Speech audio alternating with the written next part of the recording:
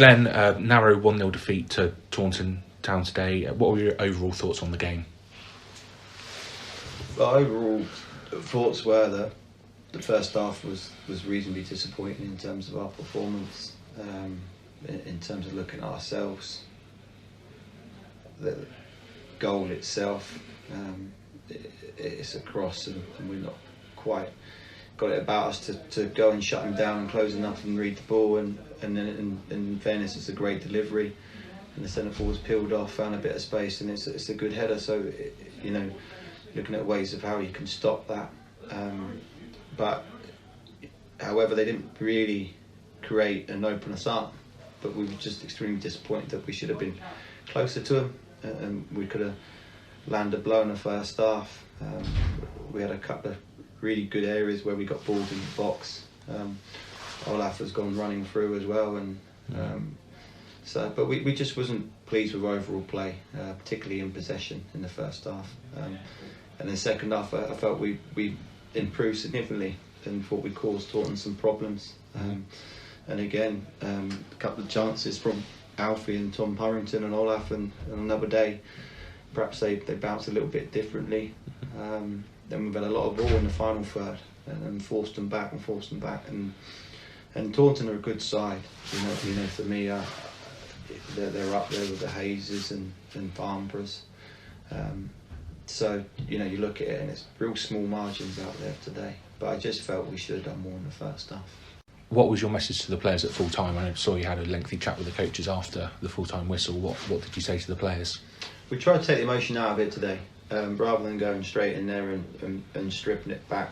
We felt we needed to have a bit of time, myself, Churchy, Woodsy and Mikey, to really sort of identify some items that the players can go away and have a think about.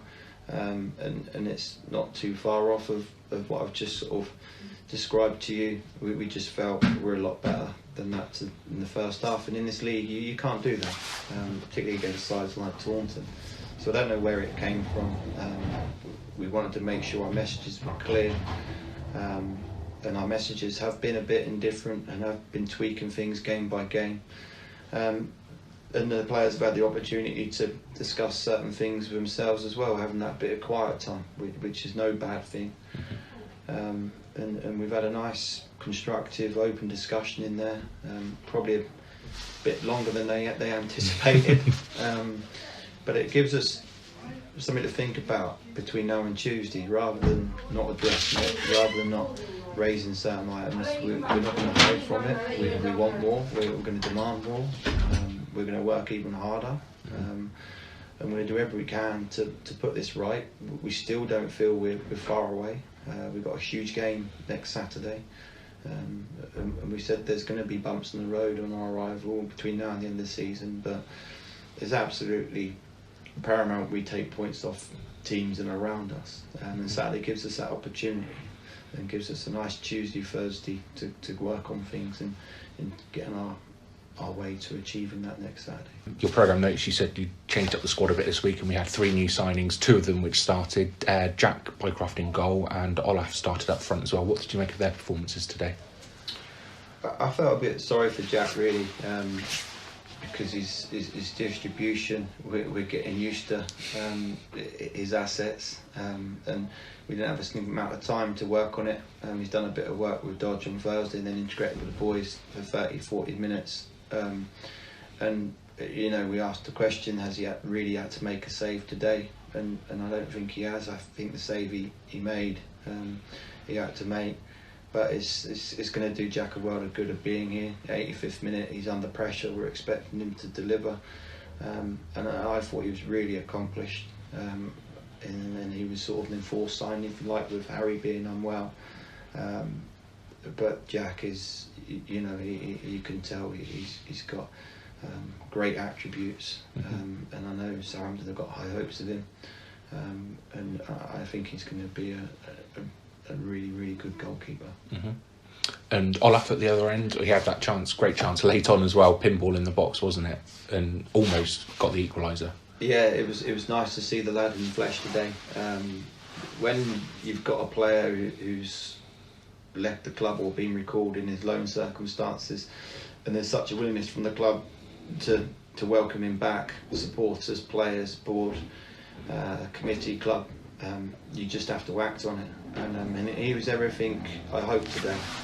He was full of running, he was happy to run in behind, he was happy to come short. Once he's got the ball to his feet, he's a threat. It was, great energy, great desire.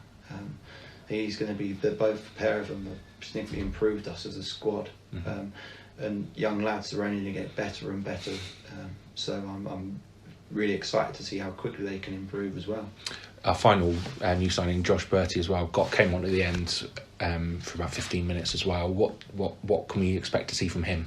Yeah, Bertie was a bit unfortunate. I thought in the final third we couldn't quite execute that final pass, and he was willing to break the line and penetrate, and we just couldn't quite find him running the line of the back three. But he's technically very, very good. He was full of running again, but his statistics speak for himself. He's been hungry to have a shot at playing higher. It's not quite happened for him. But when you got a player of that aggressive nature and determination to play higher, it's hard to close the door on that. And we worked with Josh in pre-season, and it didn't quite happen for him. So we just feel he deserves an opportunity, a chance here to try and prove himself at step 3. And he's got half the chance. So sometimes in the players' court. A couple of injuries today. Charlie Madden and Tiago Casdasilva weren't in the squad, and Charlie Gunson came off at half-time. How are they all? Are they got ready for next week against Beaconsfield, or? Yeah, Sylv has got a little bit of fluid on his knee, so we're unsure. We're monitoring that. Lauren's given him a rehabilitation programme today, so we're just going to see how that settles down. There's no time frame with that, unfortunately, with Tiago. Charlie Madden trained Thursday night. Couldn't quite get him up to speed for enough time today, but he'll be in Tuesday, so we're hopeful he'll be back and ready and firing for next Saturday. And Charlie Gunson has had a bit of time in terms of his fitness. He's been unwell, he's been out to isolate, and the demands of it is quite high at the moment. He was full of running against Yate, so we felt we needed to freshen up a little bit with Alfie coming on, and I thought Alfie did that today.